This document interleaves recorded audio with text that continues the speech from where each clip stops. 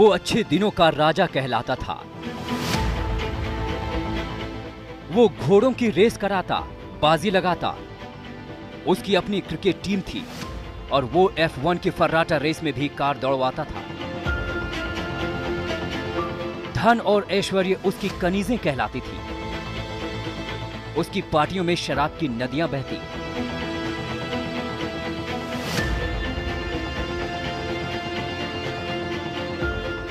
उसके साथ सुंदरियां ऐसी चिपकी रहती थीं जैसे शहद के साथ मधुमक्खियां चिपकी रहती थीं। वो जमीन पर ही नहीं, हवा और पानी में भी रंगारंग पार्टियां करता था। वो अपने मेहमानों को कई देशों का खाना खिलाता और उम्दा क्वालिटी की शराब परोसता। दुनिया भर की सुंदरियां उसके कैलेंडर पर छपने के लिए तरसती थीं। उसके कैलेंडर की लॉन्च पार्टी का न्योता रईसी का इनोवेशन माना जाता। फिर एक दिन पता चला कि अच्छे दिनों का राजा कंगाल हो गया है। वो कर्ज नहीं चुका पा रहा और महाजन उसके पीछे पड़े हैं। उसके लिए काम करने वाले कर्मचारी सड़कों पर उतरकर वेतन मांग रहे थे और सरकार की पेशानी पर पसीना छलक रहा था।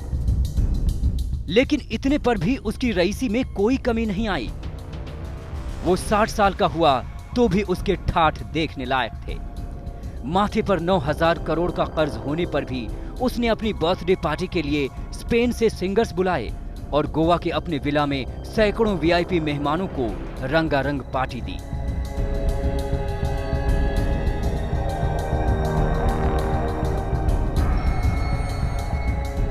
उसकी पार्टी की तस्वीरें देखकर रिजर्व बैंक के तब के गवर्नर रघुराम राजन को भी कहना पड़ा था कि करोड़ों का कर्जा लेकर जो ऐसी पार्टियां कर रहा हो, वो देश की जनता का मजाक बना रहा है।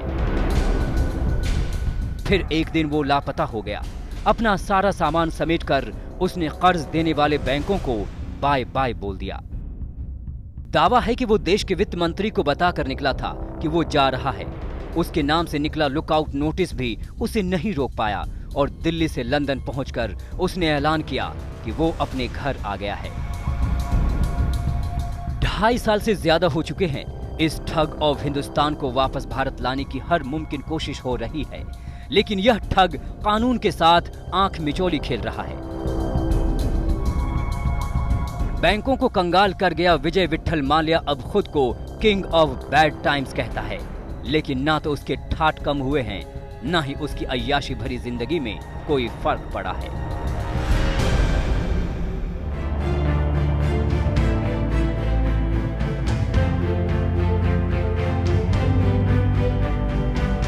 विजय विट्ठल माल्या खानदानी रईस था।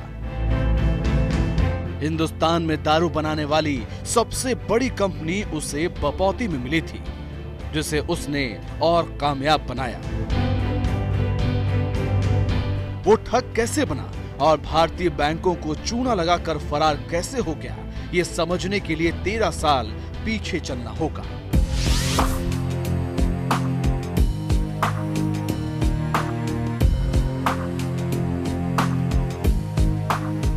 यूनाइटेड बेवरीज ग्रुप यानी यूबी ग्रुप के मालिक विजय माल्या ने 2005 में एयरलाइन सेक्टर में उतरने का ऐलान किया और अपने बेटे सिद्धार्थ माल्या के बर्थडे पर उसे नई कंपनी का तोहफा दिया। यूबी ग्रुप में उन दिनों स्पिरिट और बियर से लेकर केमिकल, फर्टिलाइजर, पेंट, न्यूज़पेपर और फिल्मी मैगजीन्स के बिजनेस थे। माल्या ने प्रीमियम ब्रांड की एयरलाइंस कंपनी बनाई, जिसमें यात्रियों को नए तरह का एक्सपीरियंस देने का वायदा किया गया। माल्या ने 70 हवाई जहाजों का बेड़ा बनाया और पेरिस से इंटरनेशनल एयर शो में एक साथ 50 एयरबेस खरीदने का ऐलान किया। वो माल्या के अच्छे दिन थे। देश की अर्थव्यवस्था की रफ्तार भी तेज थी और कयास लगाए जा रहे थे कि भारत चीन को भी पीछे छोड़ देगा। पहले 2 साल किंगफिशर के बेहतरीन रहे। कंपनी ने मुनाफा भी कमाया और 2007 में किंगफिशर एयरलाइंस ने 550 करोड़ में एयर डेक्कन का सौदा कर लिया। लेकिन माल्या ने इस धंधे में अपना खानदानी पैसा नहीं लगाया था। किंगफिशर एयरलाइंस में लगा पैसा कर्ज का था, जिसे 17 बैंकों से लिया गया था। इस कर्ज पर ब्याज की रकम भी अच्छी खासी थी।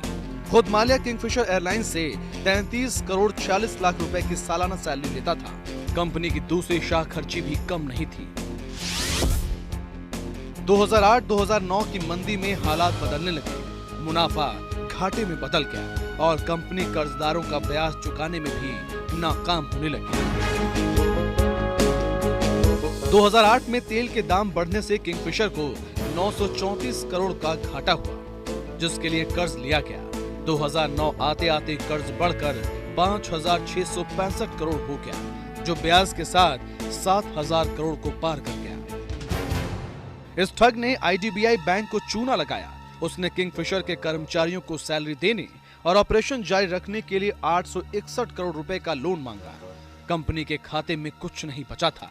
लोन सारे एसेट से ज्यादा हो चुके थे, इसलिए कर्ज लेने के लिए माल्या ने बैंक अफसरों को 16 करोड़ की रिश्वत दी। लोन के पैसे मिले तो माल्या ने उसे किंगफिशर में नहीं लगाया, बल्कि खोखा कंपनियों की मदद से उसने उस पैसे को यूरोप के खातों में पहुंचा दिया, जहां इस पैसे से F1 रेस कराई गई।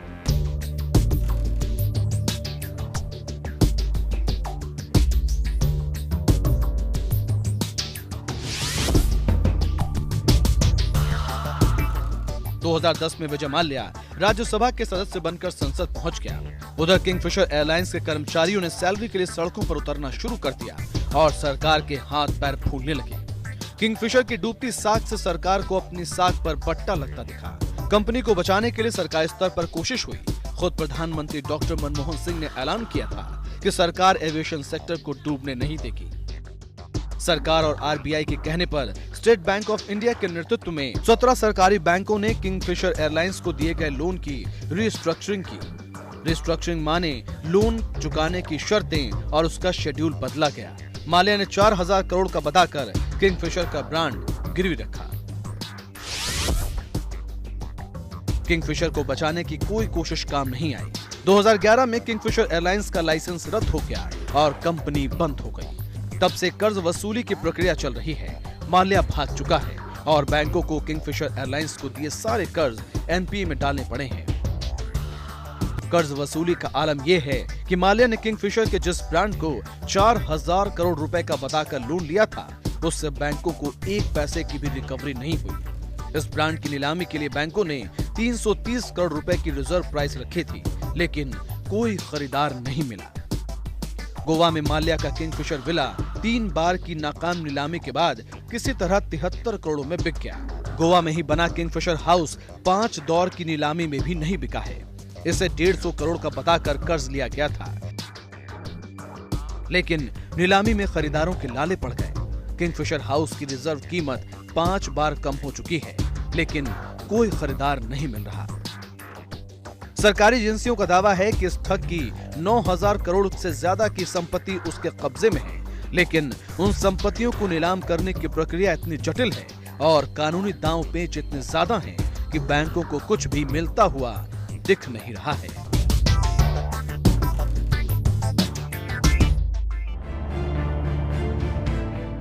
लंदन के वेस्टमिंस्टर कोर्ट में सुनवाई के लिए आने वाला माल्या हर बार इसी तरह दिखता है, धुएं के छल्ले उड़ाता हुआ, बेफिक्र, बेलौस। इस ठग ने बैंकों को अकेले चूना लगाया हो ऐसा नहीं है। उसके साथ ठगों की एक पूरी टोली है जो कदम कदम पर उसके लिए रास्ता बनाती रहे, उसकी मुश्किलें आसान करती रहे। किसी नौकरी पेशा को 20-25 लाख रुपए का होम लोन देने से पहले 36 तरह के पेपर चेक करने वाले बैंक के अफसरों ने माल्या की कंपनी के खाते चेक किए बगैर सैकड़ों हजारों करोड़ों के लोन क्यों दे दिए, ये एक बड़ा सवाल है। माल्या कैसे भागा, इस सवाल पर खूब सियासी तलवारें चमक चुकी हैं। देखना यह भी होगा कि माल्या को लोन कैसे मिलते रहे। विजय माल्या की कंपनियों को पहली बार सितंबर 2004 में लोन दिया गया था, जब यूपीए की पहली सरकार बनी थी। इस लोन की फरवरी 2008 में समीक्षा की गई और 2009 में 8,040 करोड़ के लोन को एनपीए में डाला गया। एनपीए का मतलब होता है नॉन परफॉर्मिंग एसेट, यानी ऐसे लोन जो डूब गए और जिनको वसूला नहीं जा सकता। माल्या के खिलाफ दायर चार्जशीट के मुताबिक साल 2009 में उसने आईडीबीआई बैंक के अधिकारियों को 16 करोड़ की रिश्वत देकर 861 करोड़ के लोन ले लिए। किंगफिशर एयरलाइंस ने आईडीबीआई से लोन लेने के लिए फर्जी दस्तावेज जमा किए, जिनको जांचा भी नहीं गया।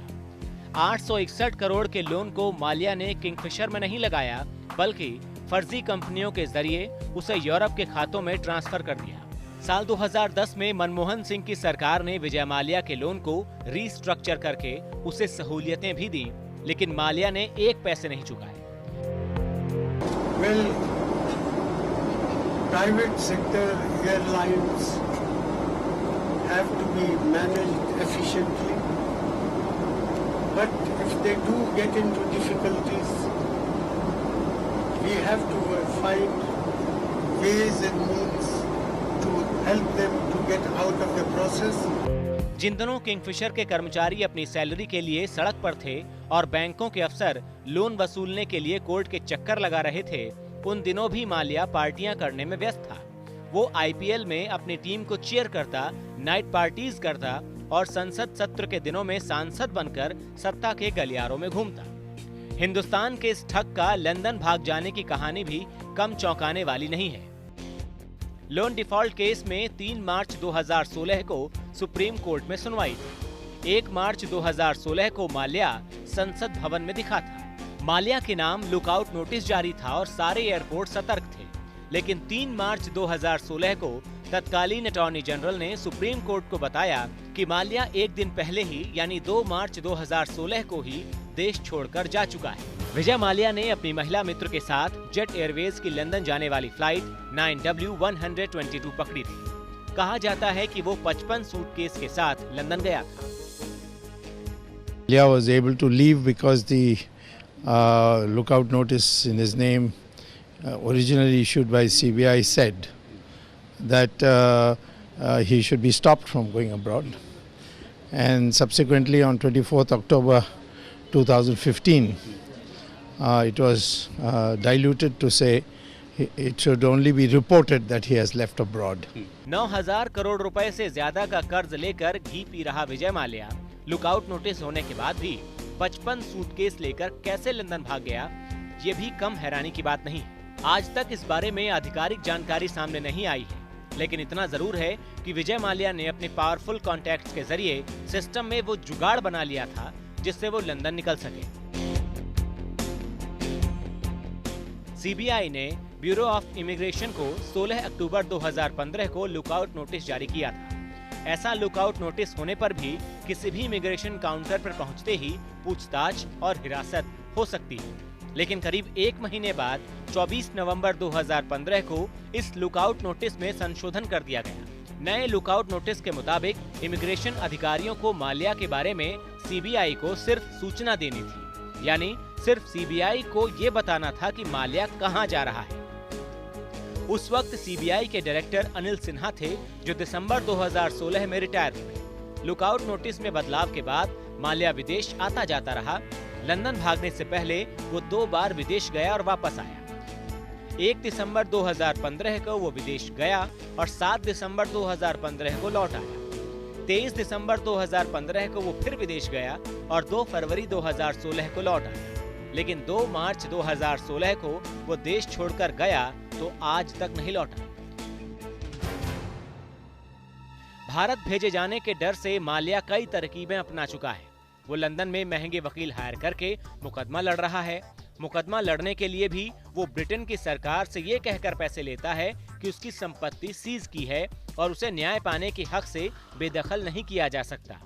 उसने लंदन में भारतीय जेलों की दुर्दशा का बखान भी किया और वहां बीमार पड़ जाने का खतरा जता चुका है, लेकिन ये सारी तरकीबें अब बेकार हो चुकी हैं। 10 दिसंबर को माल्या के प्रत्यर्पण पर लंदन की अदालत का फैसला आने वाला है।